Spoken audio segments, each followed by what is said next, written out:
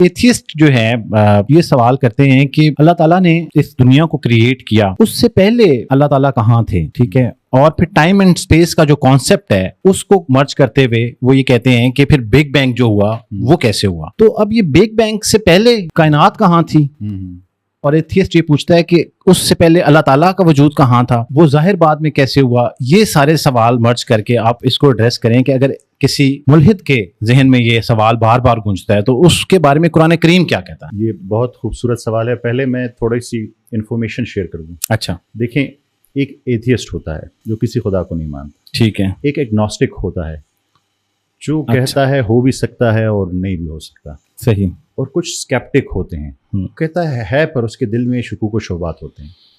ये तीनों कैटेगरीज मौजूद होती हैं, पर हमारे मुआशरे में चूँकि सवाल करना और उसका जवाब देना का रिवाज वैसा नहीं है जैसे होना चाहिए, तो इनके दिल में जो शक होता है वो बढ़ता जाता है। तो मैं इनको कभी भी बुरी नज़र से नहीं देखता। मैं हमेशा कोशिश करता हूँ कि इनको चूँकि सवाल के जवाब नहीं मिले, अगर इनको इनके सवालों के जवाब मिलेंगे तो ये हमसे पक्के मुसलमान बन जाएंगे।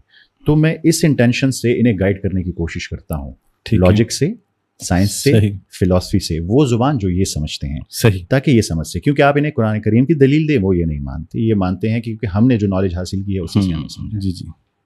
अब ये सवाल जब ये करते हैं तो ये भी साइंस के पर्सपेक्टिव से जानना चाहते हैं कि ये कैसे पॉसिबल है कि अगर time and space start he big bang से हुआ है तो उससे पहले कोई हो ही कैसे सकता है।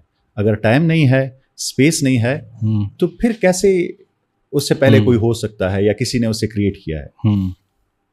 यहाँ पे एक बात आपको याद रखनी है, 10⁻⁻43 सेकंड से पहले क्या हुआ, जो बिग बैंग का 10⁻⁻40, साइंस कहती है हमें नहीं पता, हमें नहीं पता इससे क्या है। उनको ये नहीं पता कि किसी ने स्टार्ट किया, किसने स्टार्ट किया, नहीं स्टार्ट किया, कैसे स्टार्ट हुआ, उसके पास इसका जवाब नहीं है।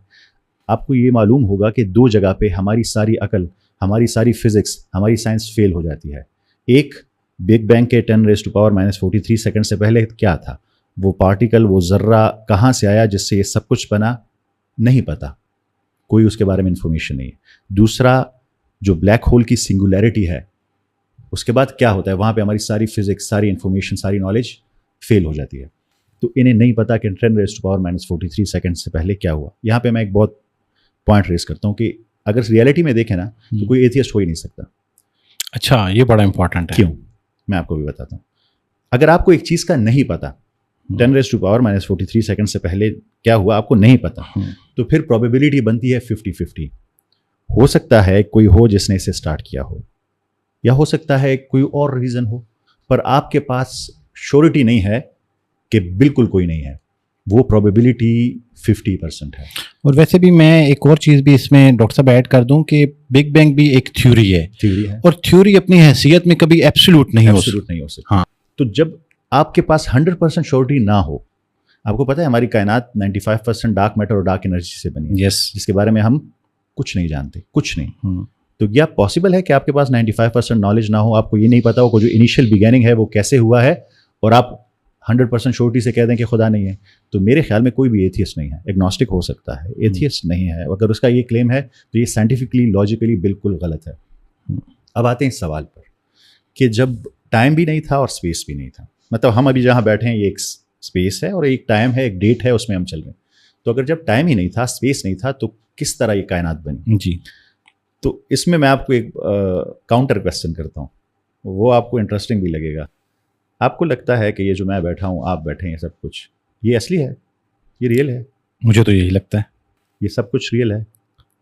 ऐसा ही लगता है। अच्छा, तो फिर हम थोड़ा इसे एनालाइज करते हैं, साइंस की आंख से इसे देखते हैं।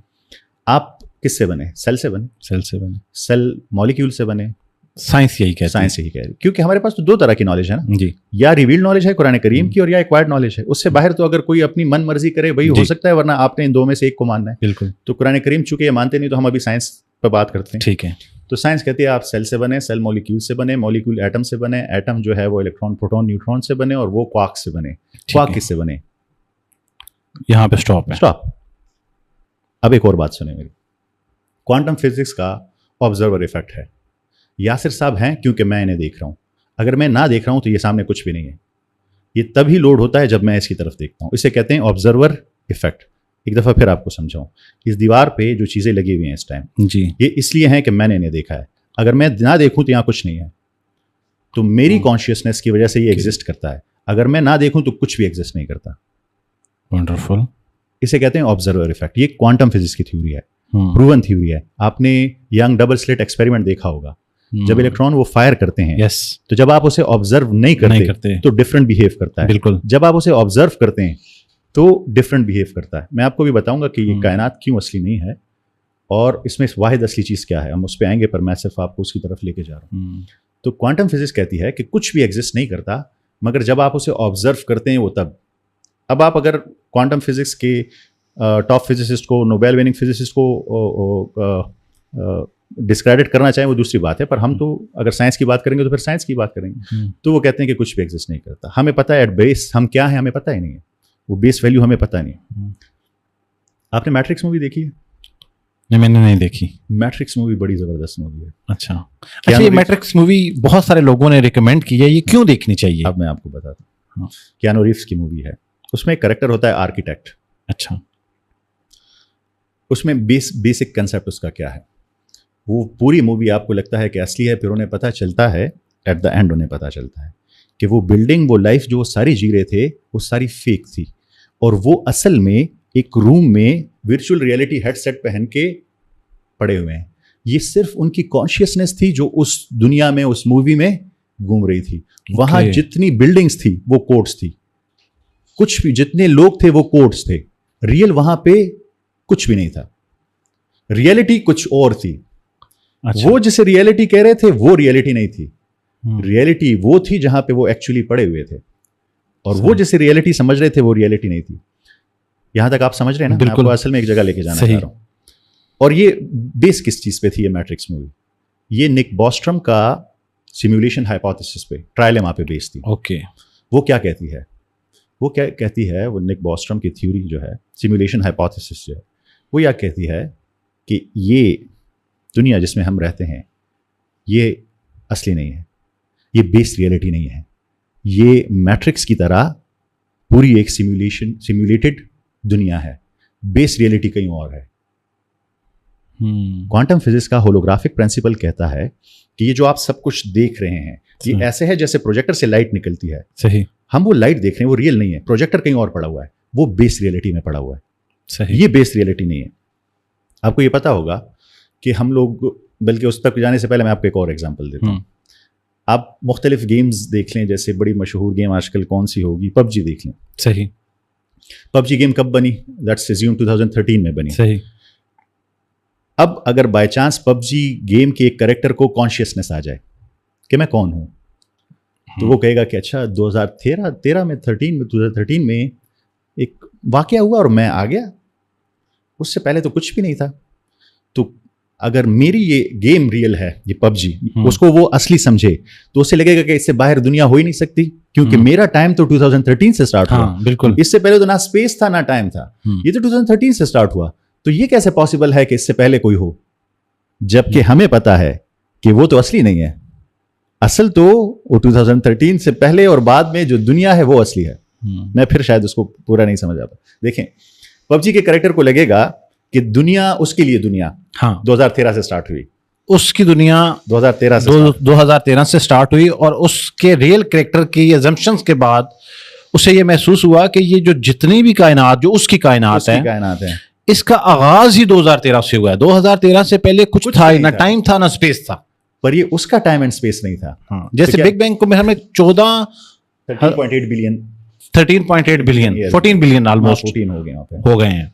तो और हम इसको रिलेट करें अब इस पबजी की गेम वाले एग्जांपल से, पबजी गेम वाला कहेगा कि मेरा तो टाइम एंड स्पेस, तमाम टाइम एंड स्पेस, उसके मुताबिक तमाम टाइम एंड स्पेस 2013 से शुरू हुआ है, उससे पहले कोई कैसे हो सकता है?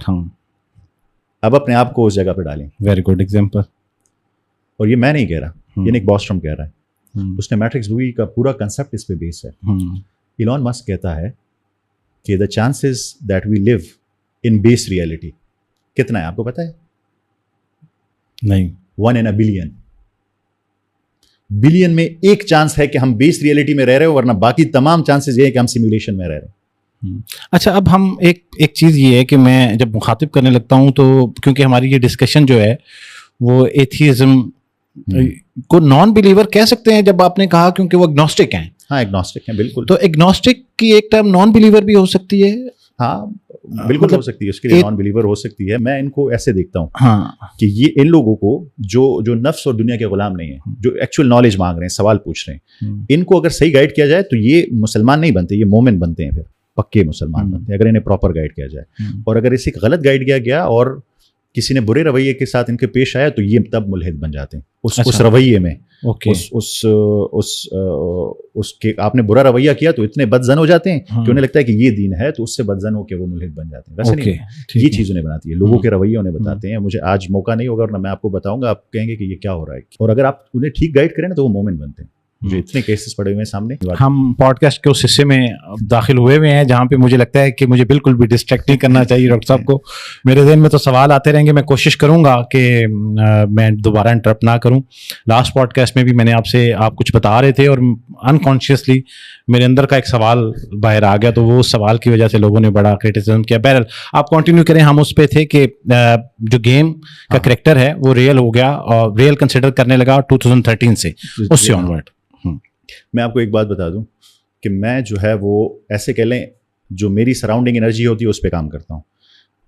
अब मुझे यहाँ जैसे एनर्जी मिल रही है तो मैं एक फ्लो में चला जाता हूँ, फिर मैं उसमें चला जाता हूँ। मेरे पास कुछ जहन में रेडी नहीं होता, बस उसी फ्लो में मैं चलता रहता हूँ, उसी एनर्जी को यूज़ करता हूँ जो मुझे वहाँ से मिलती है।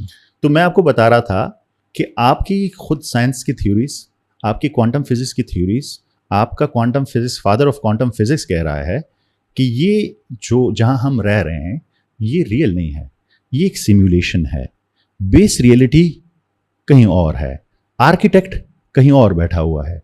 तो मेरा आपसे सवाल ये था, और उसकी कुछ एग्जांपल हैं। देखिए, जो निक बॉस्ट्रम का सिमुलेशन हाइपोथेसिस था ना, उसमें ट्रायलेमा था। एक ये कि हम यहाँ पे एक हद है, हम स्पीड ऑफ लाइट से तेज नहीं जा सकते जितना भी आप लें। प्लैंक लेंथ जो है उससे छोटी, जैसे कंप्यूटर में पिक्सल होता है ना, वहाँ पे ये है। और थर्ड ये ऑब्जर्व इफेक्ट वाला कि कोई चीज़ तभी एग्जिस्ट करती है जब कोई कॉन्शियस माइंड उसे देखे। तो इसका मतलब ये है कि हम जहां रह रहे हैं शायद हम जिसे असली समझ लें वो असली नहीं है, जहां आर्किटेक्ट है वो असली है। आप मेरी बात समझे? अब इसे एक और नजरिए से देखें। ये तो एक नजरिया ना, इसे अब एक और नजरिया। किया है तूने मताए गुरूर का सौदा, बुतानो वहम गुमा, ला इलाहा इल्लल्लाह, ये मालो दौलत दुनिया, ये रिश्ता ओ पैवंत, बुतानो वहम गुमा, ला इलाहा इल्लल्लाह, खिरद हुई है ज़मानो मकां की जुन्नारी। ये बात मैं आपको सुनाना चाहता हूँ, अल्लामा इकबाल का शेर। खिरद हुई है ज़मानो मकां की जुन्नारी, न है ज़मा न मकां, ला इलाहा इल्लल्लाह, ना है टाइम ना है स्पेस। कहते हैं हमारा खिरद, अकल जो है वो टाइम एंड स्पेस की मोहताज हो गई है पबजी की तरह, उसे लगता है यही टाइम एंड स्पेस है। तो अल्लामा इकबाल फिर क्या कहते हैं क्वांटम फिजिक्स की थ्योरी से पहले, निक बोस्ट्रम के सिमुलेशन हाइपोथेसिस से पहले, कि ना टाइम है और ना स्पेस है, मगर ला इलाहा इल्लल्लाह। अच्छा, एक चीज़ जो इस पूरी कायनात में असली है वो क्या है आपको पता है? क्वांटम फिजिक्स के मुताबिक भी वो है कॉन्शियसनेस। कॉन्शियसनेस, हाँ, ये जो एहसास है आपके अंदर के मैं हूँ। वो कैसे? क्योंकि क्वांटम फिजिक्स की ऑब्जर्वर इफेक्ट कहती है कि कुछ भी तब एग्जिस्ट करता है जब कोई कॉन्शियस माइंड उसे देखता है। अगर ये ना देखे तो कुछ भी एग्जिस्ट नहीं करेगा, और ये एहसास मरने के बाद भी जिंदा रहता है। तो ये चीज जो है जो आपके अंदर मैं है, जिसे साइंस कॉन्शियसनेस कहती है। डेविड चामर्स का नाम अगर आपने सुना हो, उसका कंसेप्ट है डुअलिज्म का। अच्छा, आई एम सॉरी, मुझे ना अब ये क्वेश्चन यहाँ लेना पड़ेगा। कॉन्शियस ना, आपने कहा कि जब हम नहीं रहते उसके बाद भी कॉन्शियसनेस एग्जिस्ट करती है। ये मुझे नहीं समझ आया। कॉन्शियसनेस क्या है? कॉन्शियसनेस ये है, ये एहसास कि मैं हूँ। मैंने आपको पहले भी बताया था कि ये जिस्म जो है ये ऐसे ले लें जैसे एस्ट्रोनॉट सूट है, ये एहसास इसके अंदर एक अलग चीज़ है। इसे कहते हैं डुअलिज्म। एक बिलीव ये है कि ये एहसास के मैं हूँ और ये जिस्म एक ही चीज़ है, जिसे साइंस अब तक प्रूव नहीं कर पाई, न्यूरो साइंस प्रूव नहीं कर पाई कि अगर ये कॉन्शियसनेस वही इस जिस्म का हिस्सा है तो ये दिमाग के अंदर कहाँ से ओरिजिनेट होती है। वेट न्यूरॉन्स जो हैं वो कैसे कॉन्शियस बन जाते हैं? आप एटम से बने ना, ये टेबल भी एटम से बनी है ना जी। तो इसमें ये एहसास नहीं और आप में ये एहसास है। क्यों? कॉन्शियसनेस। वो क्यों है वो कॉन्शियसनेस? वो तो डुअलिज्म कहती है कि नहीं, ये कॉन्शियसनेस कोई अलग चीज है। हाँ, जिसको शायद हमने लास्ट टाइम भी डिस्कस किया था, तो ये कॉन्शियसनेस को हम रूह के वर्ड्स से रिप्लेस कर सकते हैं। ये या अब रूह बहुत बड़ा कंसेप्ट है, क्योंकि अल्लाह ताला कहते हैं हमने इसका इल्म आपको नहीं दिया मगर बहुत थोड़ा, ये अल्लाह के अम्र से है। तो या ये रूह है या रूह का एक प्रोडक्ट है, बाय प्रोडक्ट है, उसका एक हिस्सा है। पूरी रूह शायद ना हो, उसका एक हिस्सा हो सही। कॉन्शियसनेस। पर साइंस खुद कहती है, डेविड चामस खुद कहता है कि कॉन्शियसनेस, इसे वो नाम देता है the heart problem of consciousness. Consciousness कहाँ से आई, ये मैं का एहसास कहाँ से आया? हम सब मानते हैं ना हम एटम से बने, ये भी एटम से बने, पर मुझ में ये एहसास है। और फिर आपको ये पता है कि इंसानों के पास ये कॉन्शियसनेस जानवरों से भी, जानवरों के पास भी है, पर आपको पता है हमारे पास क्या है? हमारे पास है मेटाकॉग्निशन। मेटाकॉग्निशन क्या है आप जानते हैं? और ये जानवर से मुख्तलिफ कैसे है? अब मैं आपको समझाता हूँ। आपको गुस्सा आ रहा है तो आप ये सोचते हैं मुझे गुस्सा क्यों आ रहा है। आप अपने थॉट्स के ऊपर सोच सकते हैं, मैं खुश हो रहा हूं तो मैं क्यों खुश हो रहा हूं। यू कैन रिफ्लेक्ट और your own thoughts, your own feelings. जानवर ये नहीं कर सकते।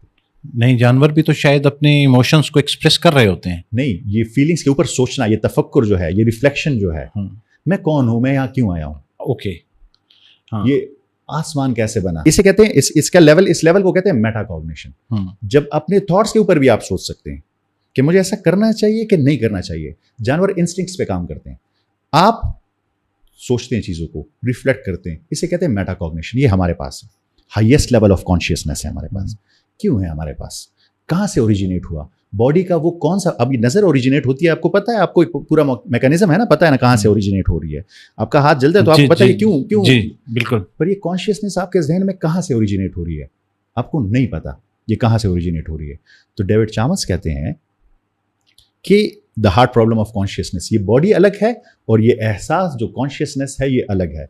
और फिर रॉबर्ट लांजा इसे एक स्टेप आगे ले जाते हैं अपने बायोसेंट्रिज्म किताब में।